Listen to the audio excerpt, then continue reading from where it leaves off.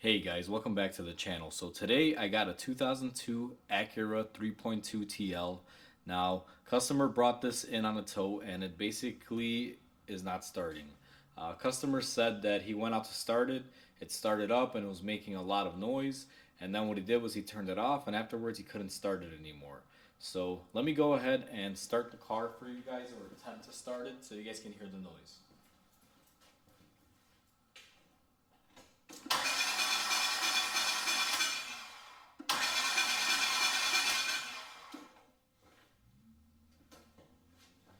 So as you guys heard, essentially that's the noise that the car is making and it does not sound too good. So let's go ahead and take a look and see what's going on with this thing. So the way I'm going to choose to diagnose this essentially is I'm going to listen to where the noise is coming from. Now, I already went ahead and I did that, and the way I listened and honed into the noise was I used a stethoscope here for mechanics. Now, this is essentially like what the doctors use, except that the tip is a little different, if you guys can see that right there. I don't know how well it picks up, but that's essentially the tip. It's like a cone. So what I did was I manipulated the ignition to crank the car over while I listened in the engine bay, and I suspect we have something going on in the starter area. Okay guys, so basically we're in our engine bay right now, and where we're zooming into here is basically right on the driver's side. You guys can kind of see towards the front, there's my starter. Now there are these two coolant hoses in the way. This one, it looks very difficult, but it's not. Essentially, you got one bolt that's right up here. The camera can kind of pick it up there, you can see.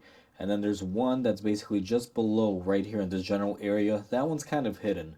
So what I'm going to do is I'm going to go ahead and take out those two bolts. Now, this is going to be very difficult to film, so I'm not even going to bother trying to film it and setting it up because there's just no room here, guys.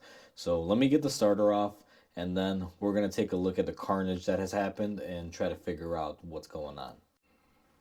So I went ahead and I removed the starter bolts and I got the starter out of there, guys.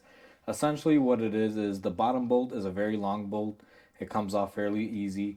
And then the top one is just a small short bolt. So what I did after that was I basically reached my hand in there, pulled it out, and just got it to angle out this way. Now I got this positioned here because I'm going to test the starter. I have a suspicion that the starter gear may not be coming out to engage. Now, after pulling it out and feeling it, I feel it's going to be good. But what I did was basically I'm supplying a ground to the starter because it's no longer attached to the body of the car. So I'm trying to get a good ground on it. And then I've gone ahead and I disconnected the input wire from the ignition, but it's still hooked up to battery power. So essentially what I'm going to do is I'm going to feed the signal with my power probe. So I got ground on the terminal. Let's go ahead and engage it.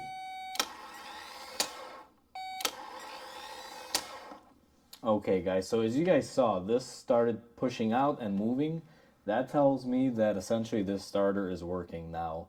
Usually the best way to tell is when there's a load on this. This isn't really the most accurate way, but my suspicion was that this was not coming out and that the motor internally was just spinning, and I was hoping this was broken.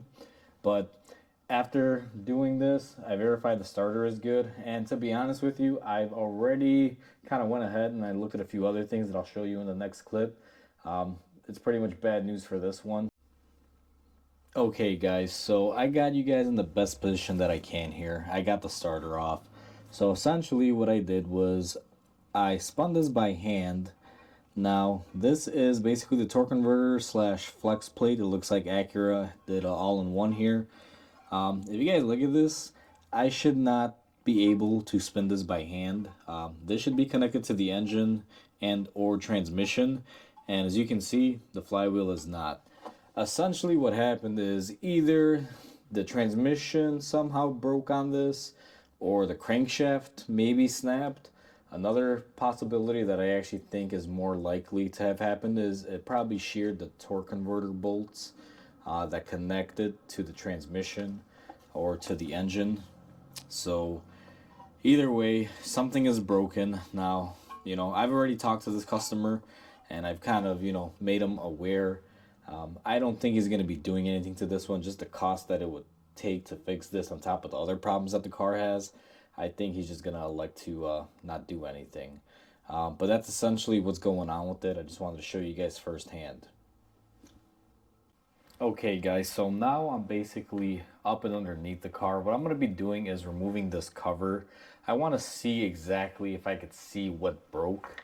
Um, I'm expecting to see a broken torque converter bolts here, or possibly something, as far as the crankshaft. Now, I don't believe the crankshaft broke, but I think the torque converter bolts might have sheared. So let's just take a look.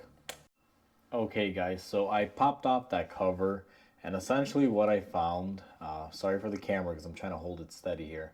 Essentially, I found bolts laying in here, and if you see here, it's missing a torque converter bolt, and if you look a little further, it's missing another one.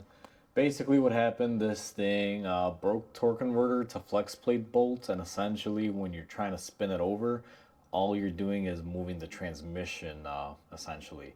You're not really turning over the engine. So essentially, this thing needs a transmission out and to redo everything. Essentially, it's not worth it. I already talked to the customer. I mean, the cost to do this compared to the problems with the car and the mileage, they're just deciding to just forget about it and let it go. So that's pretty much the conclusion of this video, guys. I could have just left it with, what we did up top, but I just had to verify for myself. So this is all the verification I need that my diagnosis is correct. That way I don't feel bad about, telling the customer about what's going on and then deciding to, not fix the car. So with that said, guys, thank you for watching. If you like this content, please comment, like, and subscribe, and I'll catch you guys at the next repair.